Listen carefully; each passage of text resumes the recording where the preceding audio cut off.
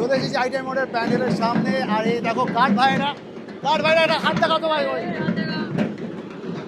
এই যে গার্ড ভাইদের জন্য কিন্তু আইটিআই মোড়ের প্যান্ডেলটা পুরো সুরক্ষিত থাকে, সবার জন্য সুরক্ষিত থাকে আইটিআই মোড়ের প্যান্ডেলটা যে গার্ড ভাইদের জন্য। আর প্রত্যেকবারে এরাই থাকে, আর এই জন্য আমরা কিন্তু এত সুন্দর সেফটি করে। চলো তোমাদেরকে পুরোটা দেখাই আমরা কেমন চলছে।